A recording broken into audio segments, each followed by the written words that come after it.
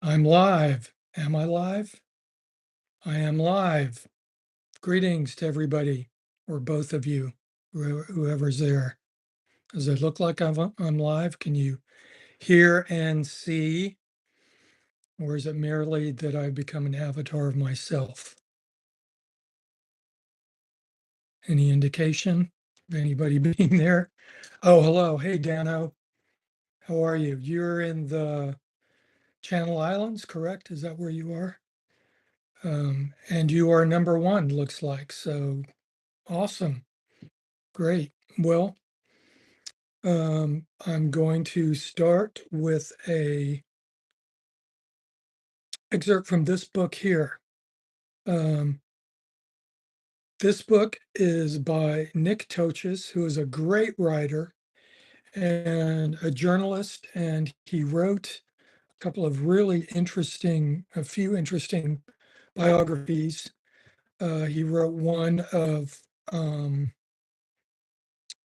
uh, the Sorry, I'm having a little brain fog right now. He wrote a great, hey, John, how are you? Um, I'm just talking about Nick Toches here, who is an awesome author, journalist, writer that you'll want to check out. He wrote an incredible book about Dean Martin. I know it sounds crazy that there could be an interesting biography about Dean Martin, but Dean Martin is incredibly fascinating and amazing.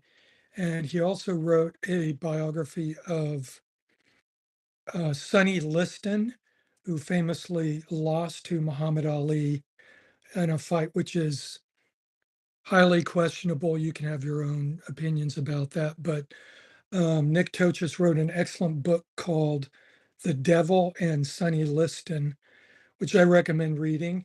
And he also wrote a book about Jerry Lee Lewis called Hellfire. And I'm just going to read a quick excerpt.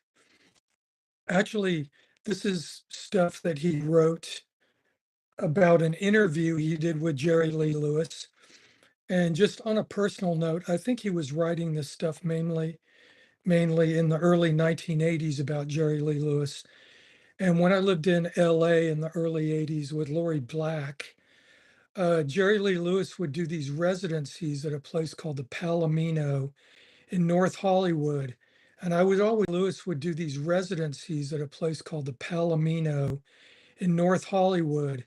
And I would always look at it and go, man, I should go and see Jerry Lee Lewis. And you know what? I never did, but I did end up with some recordings that he made there. And whenever I listen to them, I just think to myself, damn, that was a dumb idea to never go and see that. Anyway, I'm going to read you the first paragraph of this little piece that he wrote that came before his book called Hellfire. And this piece is about an interview that he did with Jerry Lee Lewis, and it is called The Gospel According to Jerry Lee. Hey, Sean, good to see you. And I do want to get in touch with you about your suggestion about the Alamo. Anyway, The Gospel According to Jerry Lee. Dressed like a side street gambler from the days when chrome was chrome, Jerry Lee Lewis sits in the dressing room of the Palomino Club, holding loosely in his lap a half-drained quart of Seagram's, like the unglowing scepter of an ancient fading kingship. He looks mean, but not as mean as last night when he straightened out that chump in the audience with one fast, cruel line, when he threw that swaggering record company lifer from his dressing room, when, at night's end, he dared any man present to lift a hand against him. I tried to talk to him last night, but he was in too dark a mood. What's the weather going to be like tomorrow in China? He asked me. I told him I didn't know, didn't care, and he snarled his disgust. Where do you want to be buried? He asked me. By the ocean, I answered. That was better. He nodded his indulgent approval. And so it went last night. Toward the end, he would talk of nothing but the Bible, and at the end, he would talk of nothing at all. So I suggest you check out that book that Nick Toches wrote called Hellfire about Jerry Lee Lewis. It will bend your mind, change your attitudes, and it's hilariously entertaining and super cool. Oh, and my dear producer and wife, Jennifer, just reminded me that Jerry Lee Lewis's sister, what's her name? She's got a little band in town and she plays here. Won't be exactly like Seeing the Killer, but I guess maybe you could feel some of the magic. I don't know. And Jennifer and I also did visit Jerry Lee Lewis's place where he grew up in Faraday, Louisiana. So if you're ever down there, I recommend you stop and take a look. Interestingly, in the guest book, there's nothing but people from Scandinavia and Germany. There's no Americans checking out Jerry Lee Lewis, who, of course, is an exemplary American and makes me personally want to be an American once I do my paperwork.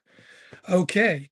Um, now that there's a few of you guys here, um, let's get on to movies of the 30s. How does that sound? So I've got my list once again, neatly typed by the computer. And let's get started with 1930. And my movies for the 30s, I've got three movies for 1930, the year 1930. And right away, the decade kicks off with some pretty amazing stuff. First one is L'Age d'Or, and that is going to be the next and final collaboration between Louis Brunel and Salvador Dali. And we spoke a little bit last week about Chien Andalous, or the Andalusian dog, which starts out with the very famous scene of a man holding a lady's head and then slicing her eyeball to mirror the previous view of cloud going across the moon and slicing that. So this movie, Large Door, was funded by some rich aristocrats in France who basically hung out with people like Louis Brunel, Salvador Dali, Picasso, um, other people of the same ilk, Jean Cocteau.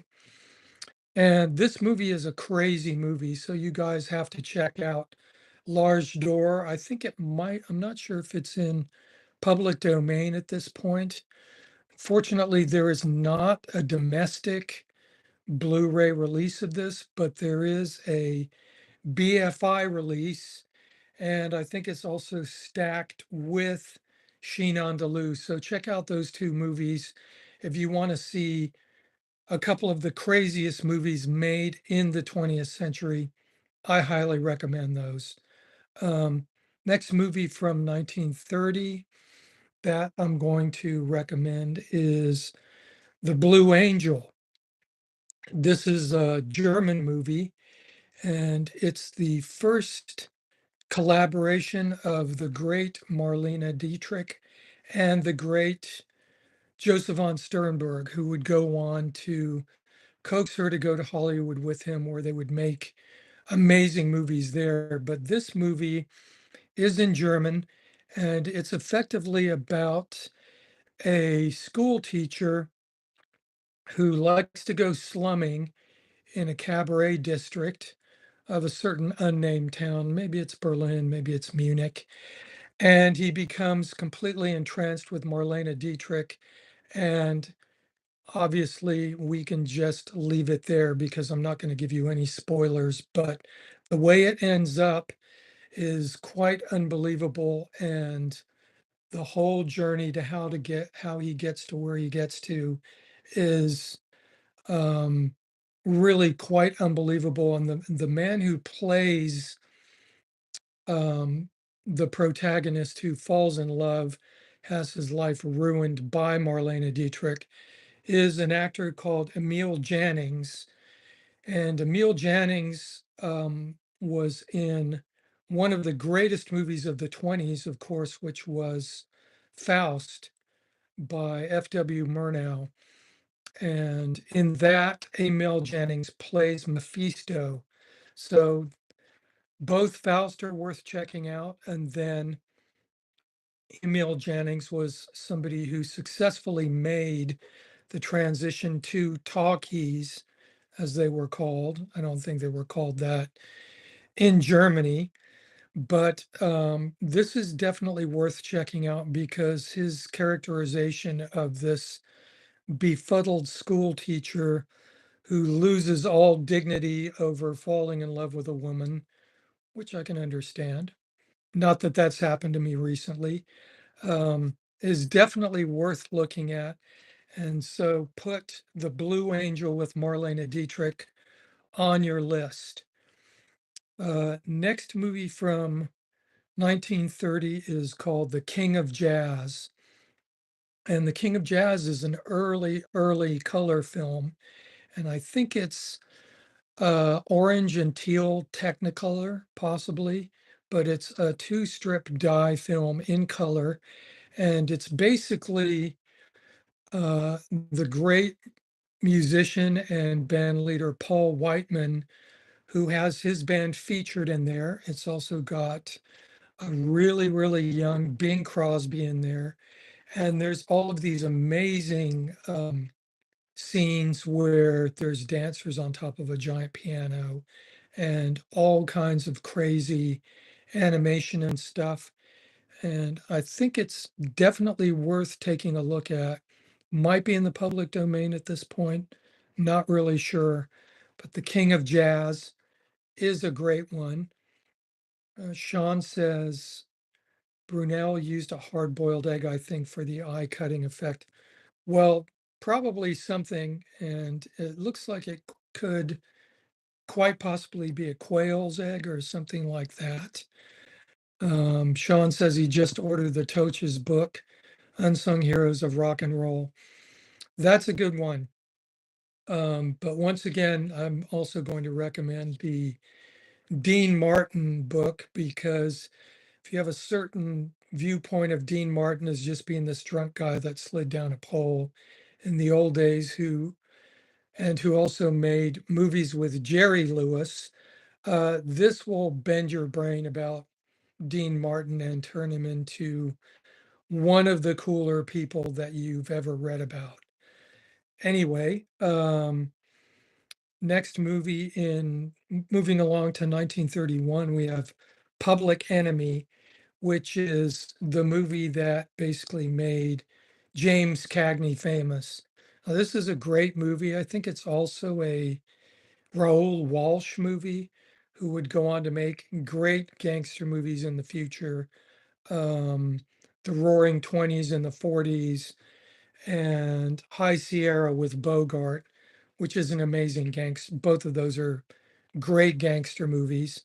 Um, Public Enemy has a classic tale of a youngster going wrong and falling into crime. And Cagney is amazing in this movie.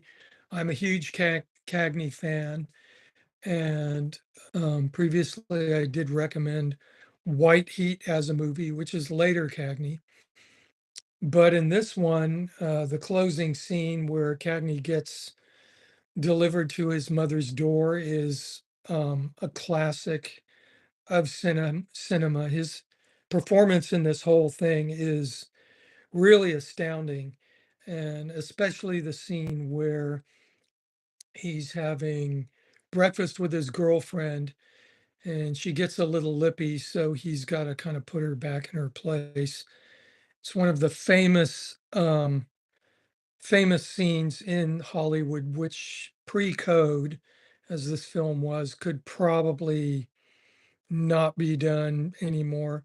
Maybe it could. I'm not really sure, but it's called the grapefruit scene, and it's one of the classic scenes in all of movies, and I don't care what anybody says, it is. Next, we're going to move on to another film in 1931, which is M. Now, I think a lot of you guys, especially Sean, is going to know about this movie. It's basically what put Peter Lorre on the map. And once again, highly salacious material. Um, Basically, there's a child murderer that's on the loose and needs to be brought to justice because he's putting a damper on the criminal underworld's activities. So while the police are more or less useless, they pretty much have to make a deal with the criminal underworld so they can all get back to their business as usual, which of course is corruption and shaking down the mainstream population. But yes, John, you need to see M. It's quite something, and you'll never think of Peter Lorre the same way, or the little tune, the Hall of the Mountain King, which is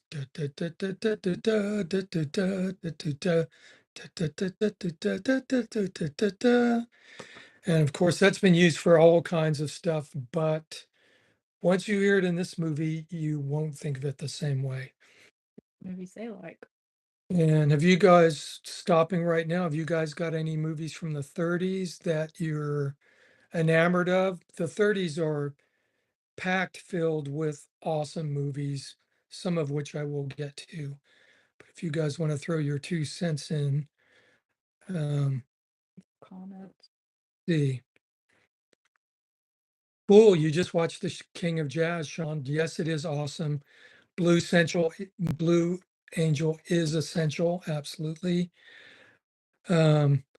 Yeah, Peter Lorre from Looney Tunes, absolutely. But he's also in a lot of those great Roger Corman movies in the 60s with Vincent Price. So those are great and worth watching. Schuler says Babyface 1933. Okay, that's a good one. King Kong, yes, of course. Ladies They Talk About. I don't know that one. Gonna have to remember that one. Can't Take It With You. Yes, that's awesome. Along with It's a Gift, which is kind of in the same, vein. Um, Ponka says Edward Grieg. Yes, of course, that is the famous Edward Grieg material, Edward Grieg piece from Peer Gynt, Hall of the Mountain King.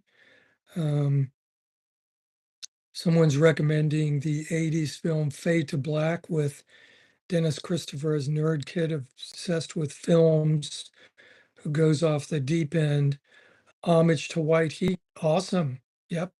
That's cool. Yes. Genius. Amazing film. And of course, Criterion has done a excellent restored version of that. That's the one to look at. Flying Deuces. Yes, there's great Laurel and Hardy from the 30s. Absolutely.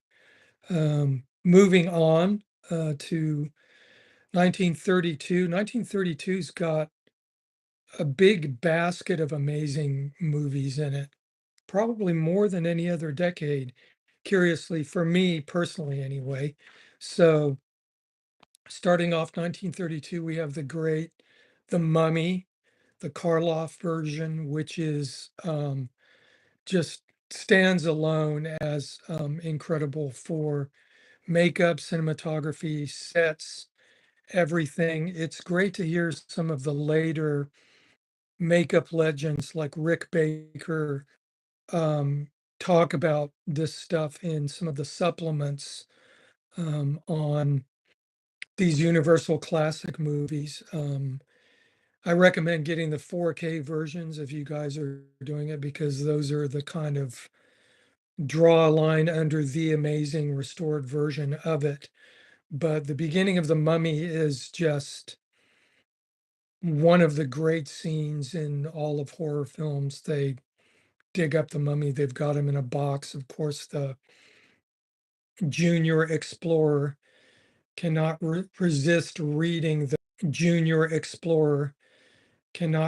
resist reading the curse out loud, to which the inevitable happens and they come back and they just find him just laughing hysterically. He can't stop laughing and basically has to be taken off to the rubber room, as Porter Wagner would call it. So yeah, The Mummy with Karloff from 32, awesome. Next from 1932, Freaks. Of course, we were speaking a little bit about this last week. And speaking of freaks, Jennifer has done a couple of drawings, one of which is the famous Cuckoo, the bird lady, who I do have a photograph of struck from an original negative that I got from the Ringling Brothers Museum in Baraboo, Wisconsin, when I was up there with the Melvins at one point. And the other one is the famous drink from the loving cup scene, where Shorty is basically having everybody drink from the loving cup, which basically seems like the greatest honor that one of these individuals can bestow on somebody. And that's when they're all chanting, "One of us, one of us." So these two drawings are going to be available. We will put a link below. The links are not there yet, but check back and the links will be in there for these two drawings.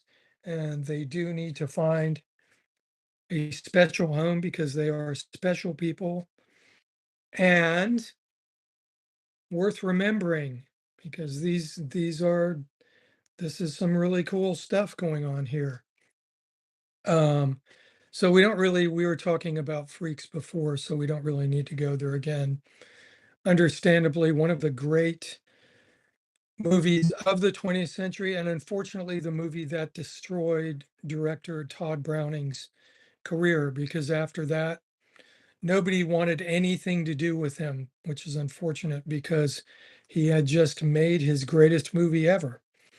So the next movie I have for 1932 is The Old Dark House, which of course I think might be a James Whale movie, who directed Frankenstein and Bride of Frankenstein, both are which amazing movies from the 30s, of course, too. But Old Dark House is basically the beginning of the entire Old Dark House trope for all of motion pictures. People get lost in the rain during a horrible storm. They have to take shelter in an old dark house, and all kinds of weird stuff happens. This is not really a horror film. It's kind of like the beginning of the horror comedy genre, which has to be beginning of the horror comedy genre, which has to be executed very delicately because it could fail both ways. This one seems to kind of go right down the middle, has great comedic moments. It's got Ernest Thesiger, who plays Dr. Pretorius in Bride of Frankenstein as the kind of head of the household. And it's also got the great Charles Laughton in it, of course, who plays Hunchback of Notre Dame in the 30s, was in a lost version of no, not Caligula, I Claudius. That was going to be a Palom Pressburger film. He's also in, Series of. yeah, I Claudius, which became a great series also. And of course, he directed the amazing film with Charles Laughton, with, excuse me, Robert Mitchum, um, in the 60s, called Night of the Hunter. So these are all great crossovers, but Charles Laughton is great in Old Dark House and worth checking out as an actor throughout his entire career. Um, Next, I've got Blood of a Poet, 1932, which is kind of the first movie by Jean Cocteau, the great um, artist and filmmaker who also made Orpheus and Orpheus Descending, and really the definitive version of Beauty and the Beast, which the Disney version is based on, but it doesn't come anywhere close to the Jean Cocteau version. When we get to the 40s, we will talk about Beauty and the Beast by Jean Cocteau, but you can get there first and check it out because it is an absolutely awesome film. I'll make this love sound really quick. Okay. Jennifer has to grind some coffee. She's got to grind the coffee because that's what we do a lot of around here. Grinding coffee. So there it is. There was the coffee grinding. Okay, she's done. Next film is from 1932, and it's also a French film. It's called Boudu Saved from Drowning. Now, I don't know if you guys saw a movie in the 80s, I think it's called Down and Out in Beverly Hills, where basically, I think possibly Richard Dreyfuss saves a hobo from drowning, homeless guy. And the homeless guy is maybe Nick Nolte, possibly. Anyway, this movie is based on the movie I'm talking about, Boudu Saved from Drowning. So you guys got to check that out because the guy who plays the hobo who gets saved is awesome. He gets invited to kind of a bourgeois family's home to live with them, and they're feeling really good about themselves for saving him. And then, of course, he becomes a complete nightmare and they can't get him out of their house. So this is definitely a movie worth checking out. And it's by, I think the director is Jean Renoir. It's one of his early films, and he, of course, is an amazing French filmmaker, one of the classic French film directors. Next film I have. Ask them if they're partaking in a beverage or a food item. Okay, Jennifer wants to know what you're eating and drinking because she's about to eat or drink coffee. So looks like there's a lull in the uh, Water. water. Okay, I'm having water too, and look at what I can buy at famous HEB here. See that? See what I can get? Do you guys have this in California or the Channel Islands? I'm suspecting that you don't. So this is the kind of stuff that we get here in the Lone Star State that we cannot resist purchasing. And of course, this is pure moonshine. Just like to let everybody know. They're having ice cream, tacos, iced coffee. That sounds delicious. This sounds like suitable Sunday fare for the film discussion, or as we're calling it now, due to my producer suggestion, the film club. Yeah, of course it's moonshine. Yeah, I made it with the aid of a 68 uh, Ford engine that I have in my backyard. So just making shit up as I'm moving right along here. Water. And the Ford came out of a Lincoln Continental, of course. Water. Jennifer keeps saying it's water, it's water. Yes, it's water of the gods. Moving along next, Sign of the Cross, 1932. And this is basically, this is a great early Cecil B. DeMille talkie, pre-code, and has a great scene where Claudette Colbert, you see all of these asses, donkeys, being brought to a certain location and being milked.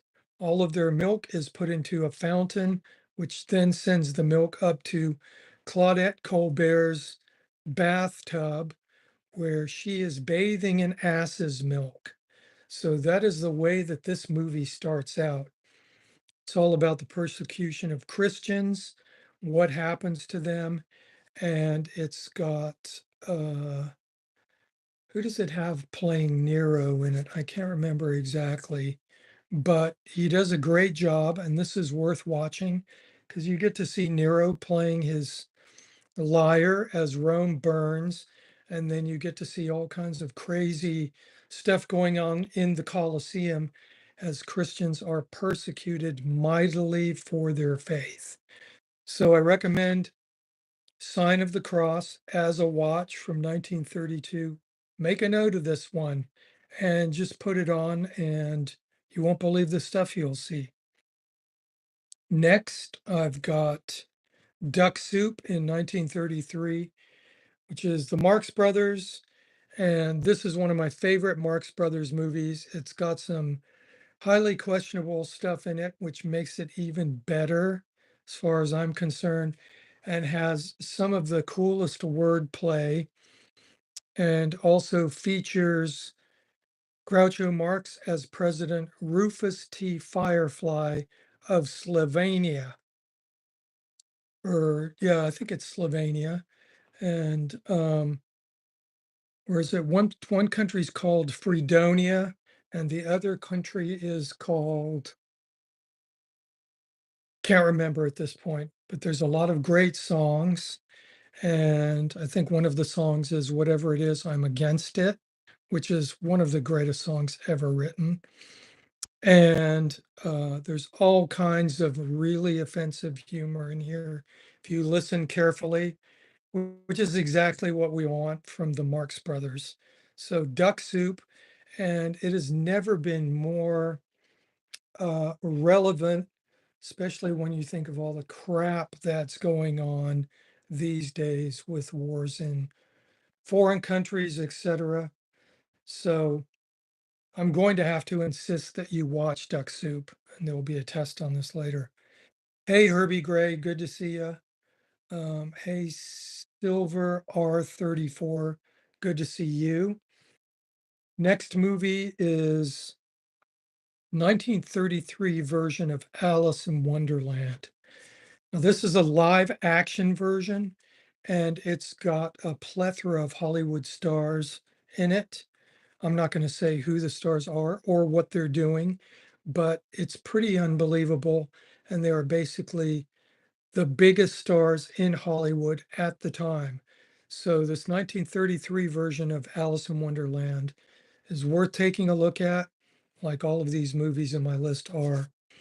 Of course, this is merely my taste. I'm not insisting that it's the best taste. However, I do have pretty good taste, if I say so myself. Awesome.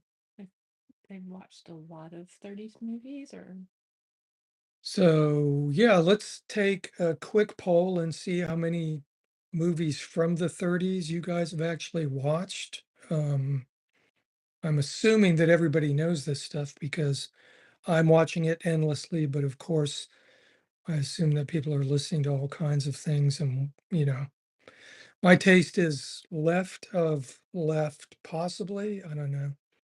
What do you think, Jennifer? I haven't seen a ton of 30s movies, as many as you have. Yeah, Action. that's right, Sean. Sean, you are absolutely correct. Lawton plays Nero, and it's yet another great characterization by Charles Lawton. And on a side note, Charles Lawton was married to the great Elsa Lancaster, who plays the bride in The Bride of Frankenstein. So that's a little trivia for all of you people who like that kind of stuff.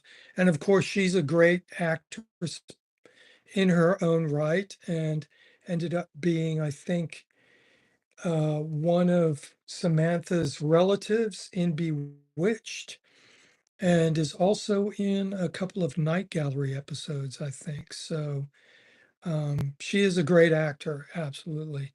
Um, Mm. let's see, Who's in several. Hey, Herbie in Albuquerque? Albuquerque. Sounds like a rhyme, doesn't it? Let's not forget Reefer Madness. Yes, that's kind of a short. I haven't gone for a lot of shorts here, but Reefer Madness is definitely a good one and absolutely appropriate. And okay, John. So we see that it was in fact reverse psychology operating through that film, right? Just like Walking Tall is reverse psychology for grabbing a axe handle, I believe, right? Let's watch 413. 413 films. Wow, crazy. Is that those are all 30s movies that you've watched? That's outrageously good and amazing and probably more than I've watched. How many movies each year? You researched it. How many movies were made? Yeah, I did a little research, and that's one of the great things about Letterboxd, and one of the things that kind of makes your brain explode is that you see how many movies were made in each decade, and there was a huge jump.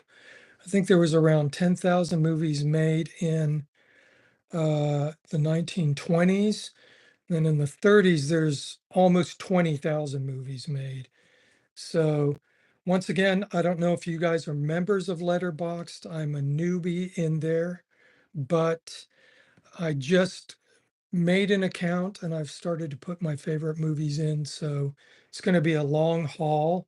I haven't actually started reviewing movies in there. Not sure if I'll get to it. I might if I'm extremely bored. But yeah, you guys should join Letterboxd. It's kind of I would say it's like a movie version of Discogs, and it's kind of a cool way to keep track of your library and what you've watched also. So Angelina's favorite is she's watched 413. yeah, hey Angelina, what are some of your favorites from the 30s, since you are absolutely the expert here?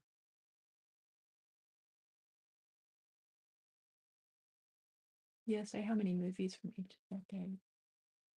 How many movies from each decade? 14,000 from the. I did say.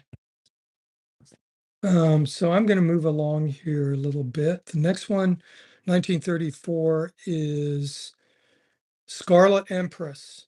And this is one of my favorites of the von Sternberg, Marlene Dietrich um, sequence of films that they made together. And when I was a late teenager and first began to be able to see these movies by going to Cal Arts, Marlene Dietrich was my teenage crush. And so I even had like a little photo of her in the movie Blonde Venus in a little frame on my wall in my dorm at Cal Arts. That was the only picture that I had. And then later I was actually able to purchase an autographed photo of Marlene Dietrich, which I have on my wall upstairs. I might show it maybe next week, but no, it's cool. But anyway, Scarlet Empress is basically Marlene Dietrich playing Catherine the Great of Russia. And this has amazing sets, amazing costumes, incredible photography. And this is absolutely worth taking a look at. She sleeps with 25 guys that are in her private horse guards. She's married to the idiot king who basically just wants to play with toys. And it's a super cool movie. There's nothing like it. And I definitely recommend Scarlet Empress. Angelina asks, has anybody mentioned Heat Lightning? No, we haven't mentioned that yet, but I'd like to make a note of it and check that one out. Um, moving along, after Scarlet Empress, going back to France for another film by a really kind of obscure filmmaker, not obscure to me, but or to people who know about film history, but it's a film called L'Atalante. And it's a film made by a director called Jean Vigo. And I think he only made 3 or 4 films because He tragically died young in his 30s, and Criterion has put all of his films on a really great little set, which has all of his films. And L'Atalante is about couple of newlyweds, and the man is somebody who has a barge, who runs a barge up and down these canals in France. He marries a woman who is desperate to get away from the little town that they live in. So she can't wait to join him because she has all of these fantasies about visiting foreign places and different towns. And the way that this film is done is really incredible. The close-ups are amazing. The photography is great. The story is really, really wonderful. And needless to say, it's about kind of just having ideas about where you think you're going to go and where you end up and what is actually important in life. So this film, I think probably would be in my top 20 films of all times.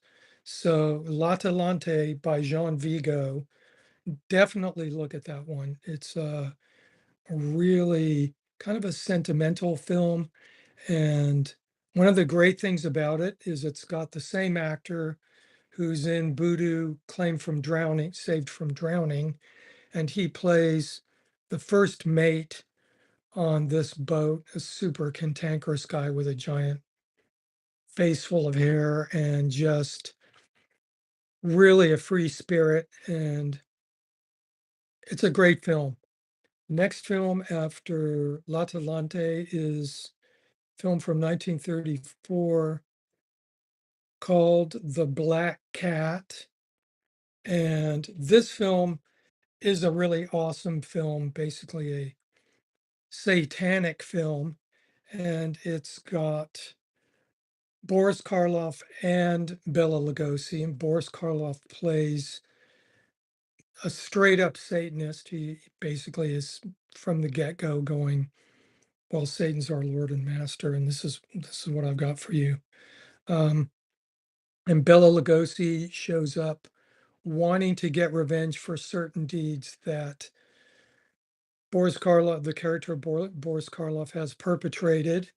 This has some great poster art also, and the black cat really has nothing to do with it. It's basically an excuse, marketing excuse to use Edgar Allan Poe and say that there's some sort of connection there, but there really is not.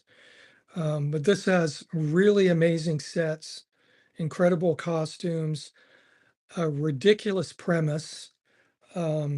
Boris Karloff builds his incredible Art Deco house on top of a graveyard where he murdered tens of thousands of people. So that's the premise of the movie. Um, Definitely check that one out. It's got a really creepy vibe to it and some kind of incestuous material that is really sketchy and makes it also worth watching too. Jennifer just brought down this picture that I have of Coco or Cuckoo, I guess as her name was. It's kind of hard to see it properly. That I purchased from the Barnum and Bailey Wintering Museum in Baraboo, Wisconsin. And it's also a library that Barnum and Bailey had for all of their ephemera that they purchased all over the years. And you could go through these huge books that they had of negatives. They would have negatives. Usually these were medium format negatives. And they had the negative in there and they had a print that was made from the negative. And you could basically just go up to the librarian and you could order negatives. You could order prints off the original negative and they would send it to you. And they would go, and I think it was like $20 or something to do that. And so that was the photo that I got. And they had a whole bunch of photos that were official photos taken for people that worked in circuses and freak shows over the years. I would imagine that the museum is still in operation, hopefully.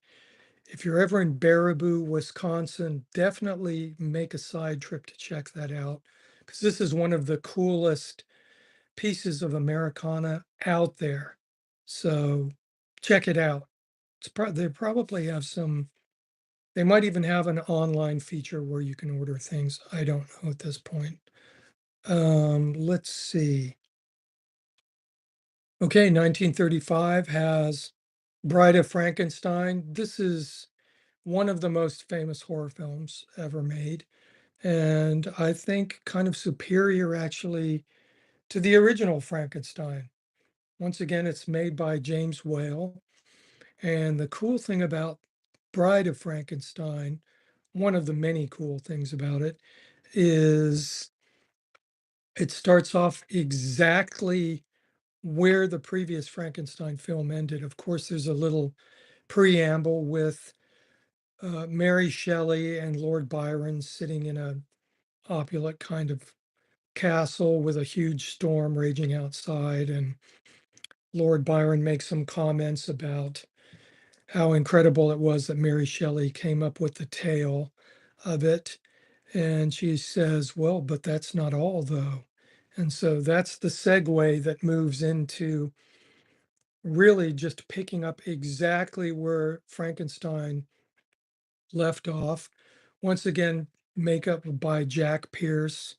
And there's um, great extras on all of these remasterings of these films now, with people like Rick Baker talking about it.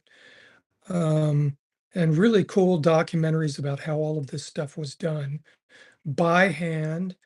As I mentioned in my little teaser for this, world made by hand, and all this stuff was made by hand. So Sean says there's a great book by Ramsey Campbell called Ancient Images about unreleased Karloff Lugosi film. Hmm. Okay, interesting.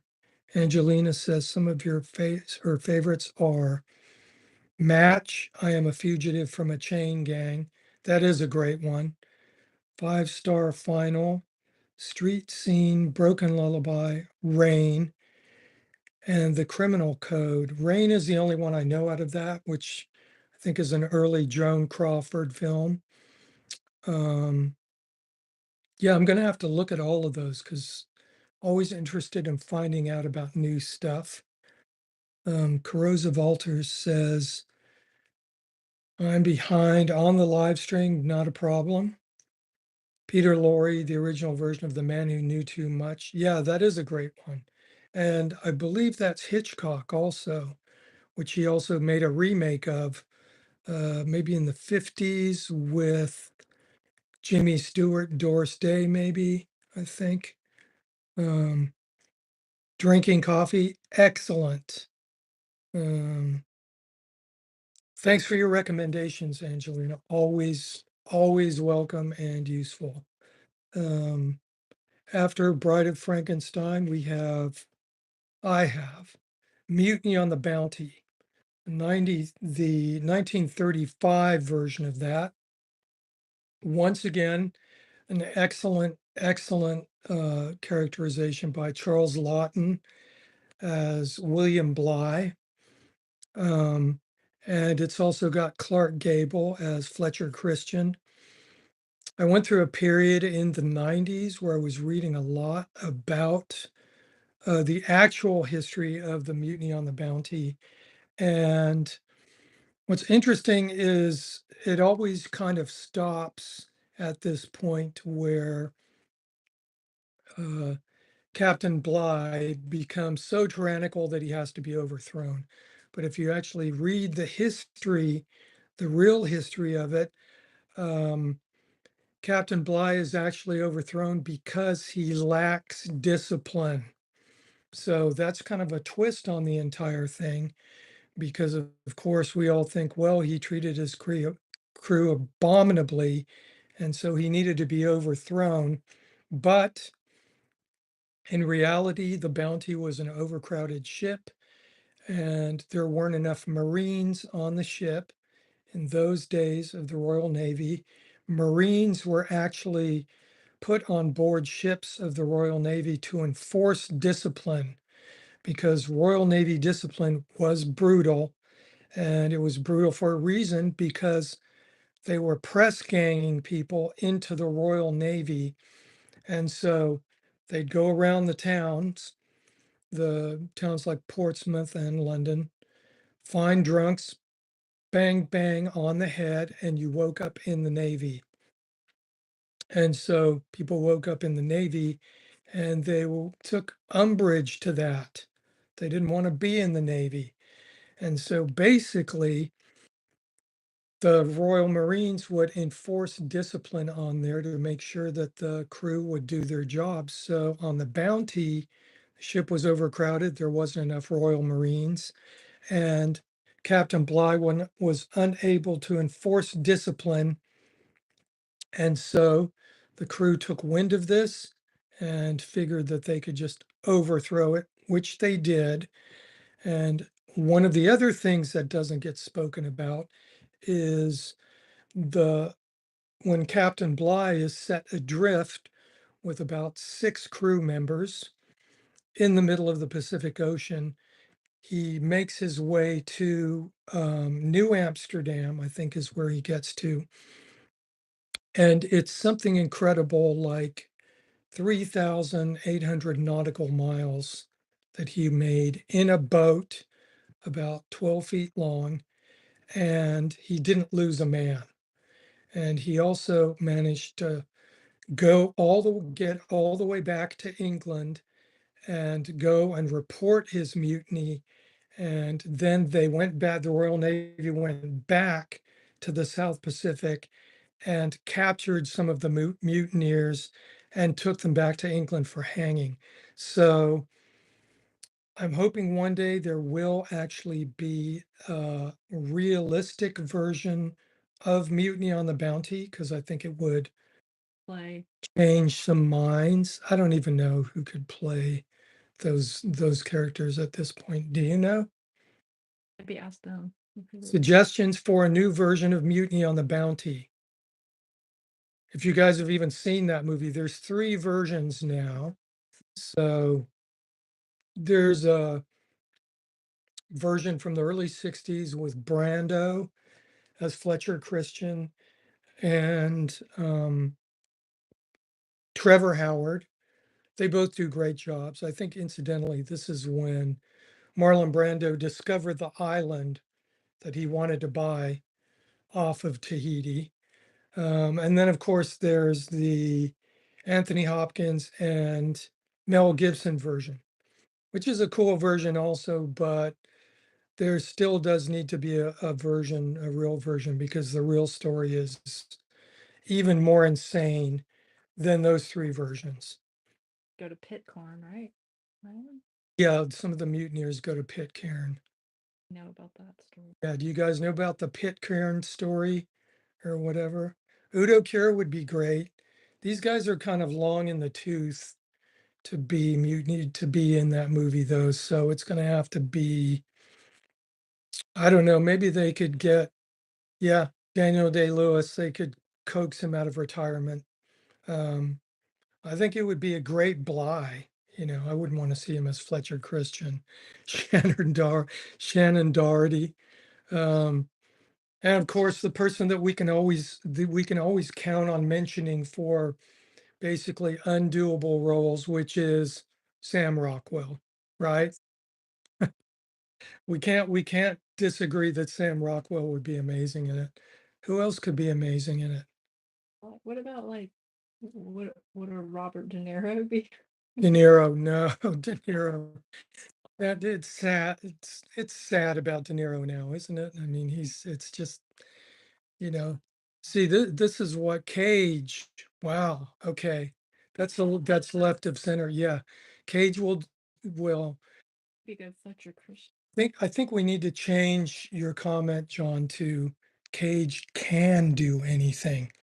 Because I believe When I lived in San Francisco, there was a church of John Coltrane. I think maybe it's time for a church of Nicolas Cage. Anybody think, do you have to be dead to have a church like dedicated to you? I don't know. Yeah, Cage will be great. Who else? Joaquin Phoenix. Yeah, how about that? Yeah. Church of Cage. It just sounds good, right? So Joaquin Phoenix, Daniel Day-Lewis. I think that might be the dream pair for the new Mutiny on the Bounty. Who Yeah, else? Breaking Bad. He could be. Breaking Bad. Yeah. Okay. What's his name? Oh, I always forget his name. It's terrible. We're forgetting the name of the genius in Breaking Bad. Come on, I'm old now. William Defoe. Yeah, Willem Defoe. Yep. Um, yeah, who played Heisenberg? Why are we brain dead? That was I was thinking of the guy who played. And Cranston. Yeah, okay, let's put Cranston in there for Bly or yeah, Bly. Yeah, the Gibson Hopkins one is amazing. I mean, I do like the Brando Trevor Howard version too. I mean, Brando's great and he brings out a little bit of that stuff that is alluded to but never quite spoken of, the love that dare not say its name, as Oscar Wilde used to put it. Said his old roommate played lead guitar in Cage's kids' black metal band. How can I produce them? How can I do that? I have credits. I've done some stuff. Um, okay, next. That was kind of an enjoyable like left turn on the Mutiny on the Bounty thing. I'm gonna recommend books for you people. So um next, 1935, Midsummer Night's Dream, directed by the great German theater director Max Reinhardt. Now, this is kind of an all-star thing, and this has Cagney in it as Bottom, and it's amazing because he ends up with a donkey head on. So, if you know Midsummer Night's Dream and you like the Shakespeare play, I love Shakespeare, and I will like Bob Dylan, I will just like pillage and steal from Shakespeare till the end of my days. You guys can go through my discography and find various Shakespeare allusions because he is the gift that keeps on giving. But yeah, Midsummer Night's Dream from 1935. Um, Sean says, please do not cast Ryan Gosling as Fletcher. Well, Fletcher was, I'm not going to go back now, but, Fletcher is kind of a weed when you read about him in the historical version.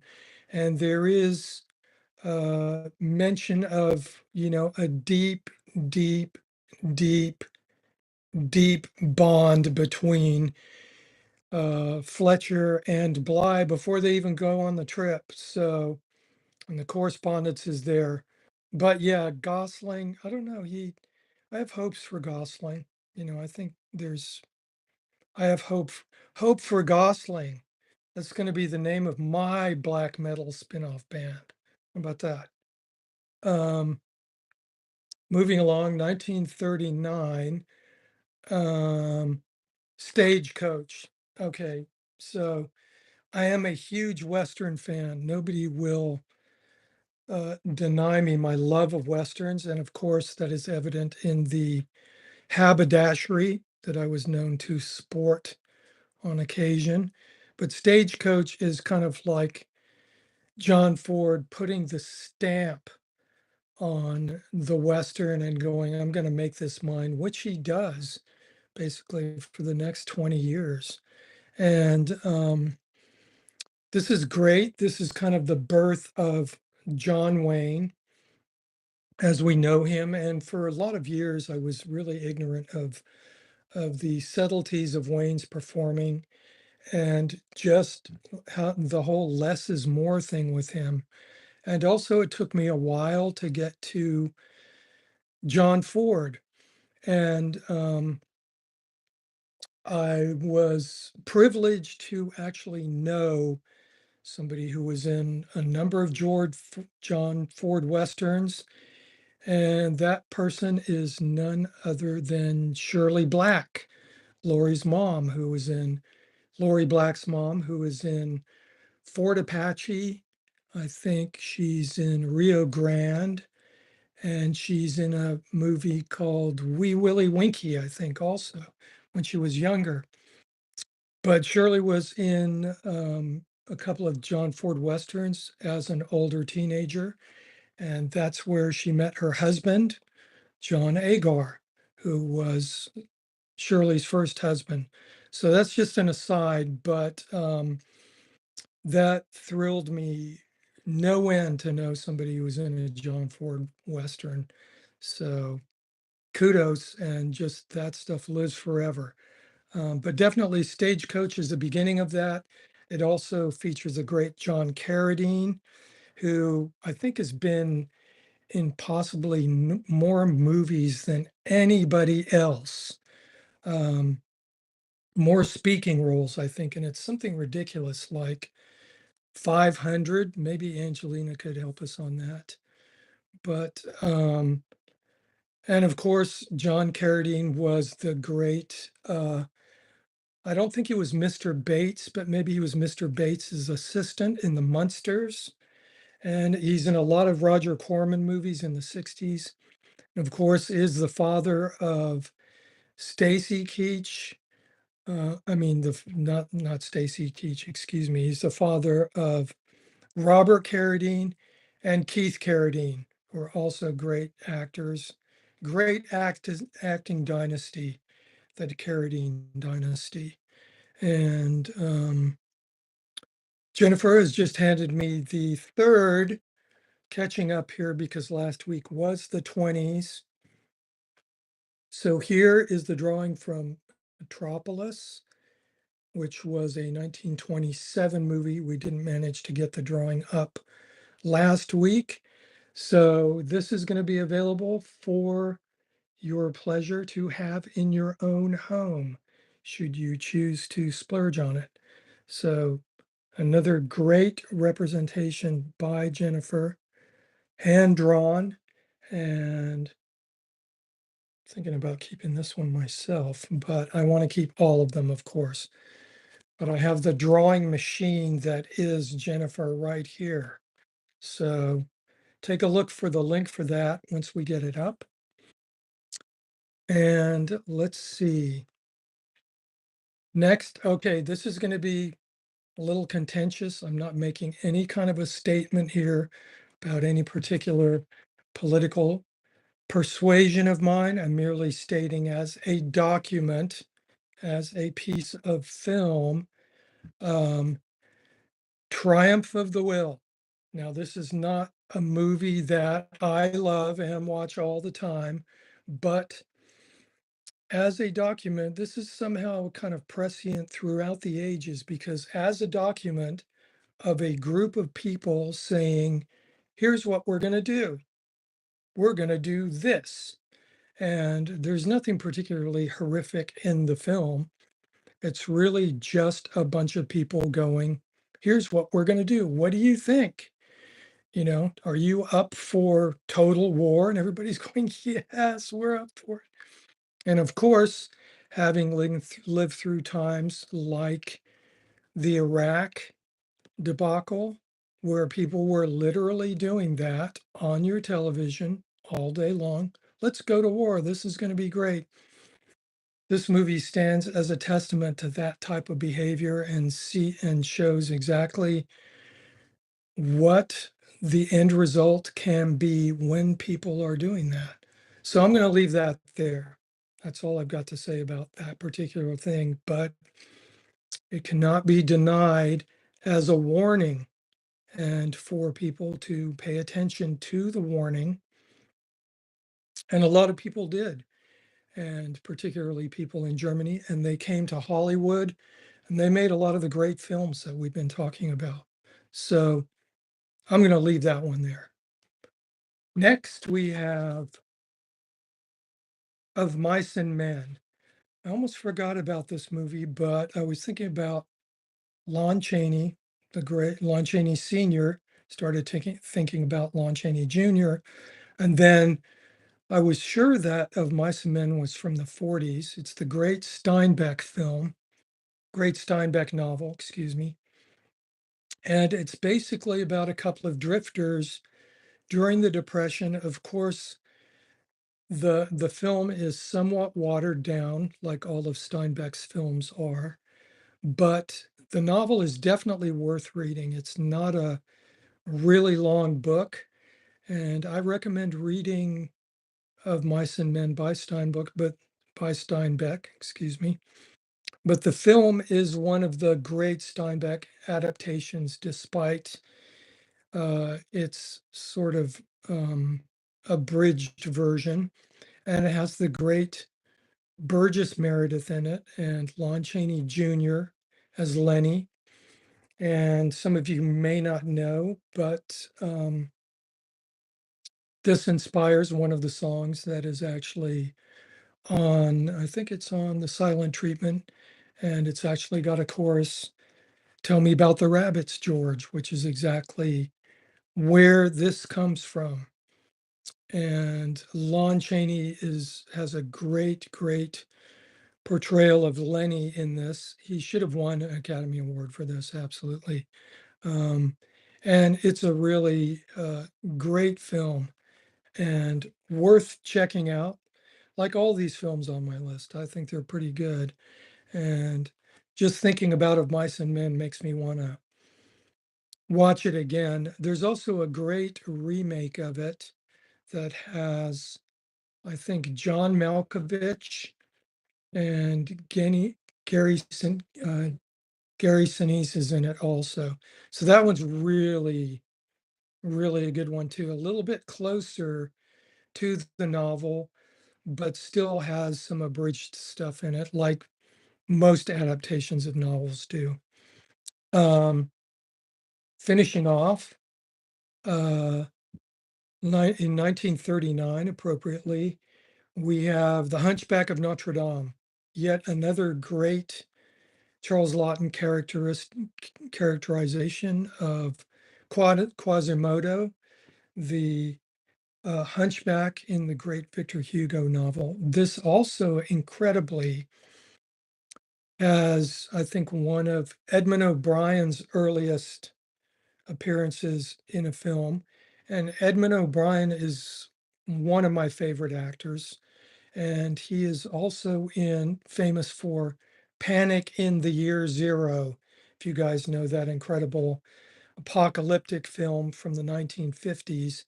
And Edmund O'Brien is even in a film in, I think it's maybe 1969, The Wild Bunch, which is possibly my favorite um, Western of all time.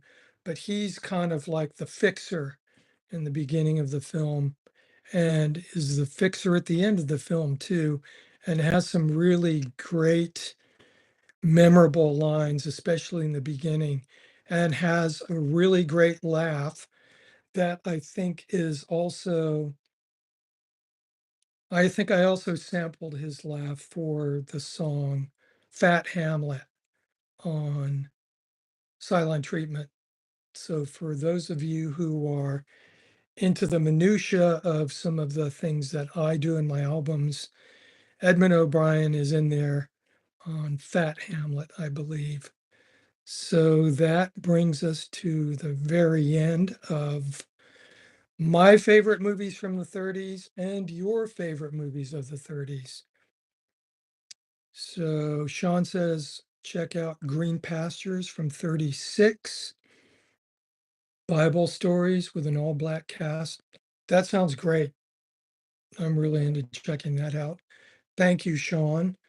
And I think maybe you might have my email address or whatever. So, or I have yours. So I do want to talk to you about the Alamo thing because it did pique my interest. It more or less kind of resurrected it because there was a point a number of years ago when I was speaking to Aaron Lack, the great drummer on a number of my albums, about, in fact, doing a soundtrack for a silent movie at the Alamo.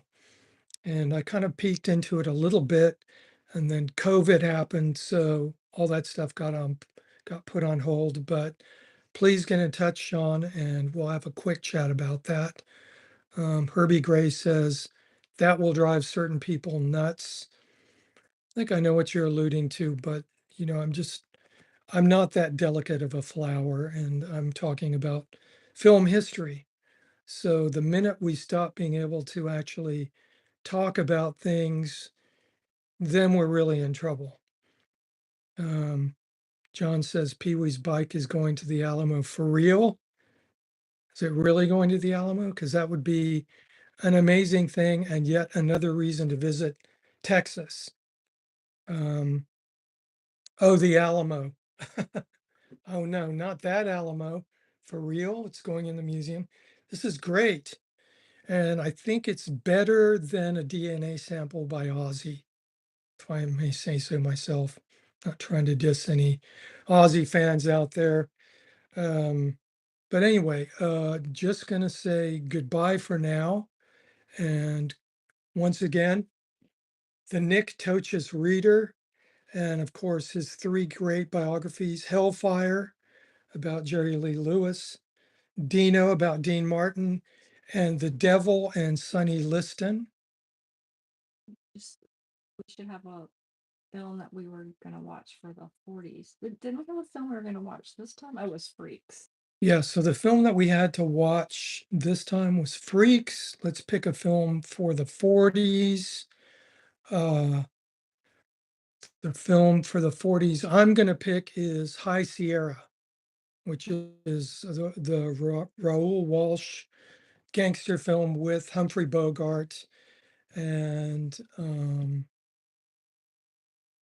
who else is in it? I forget. It's got a great lady character in it. This is terrible. I'm forgetting her name. She's one of the great 40s actresses.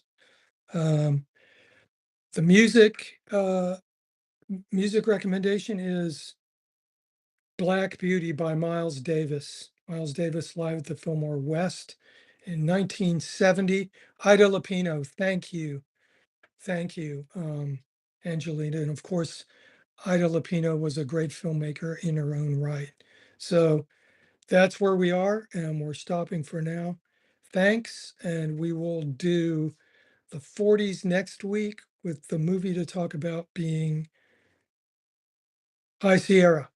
Thank you. Have a great week, you guys. And I'm going to have a pretty cool video coming up this week relating to RKL, Rock and Roll Nightmare, which I produced. It's going to be a different angle on it. So it's going to be a cool thing, though. Thank you, guys. See you later.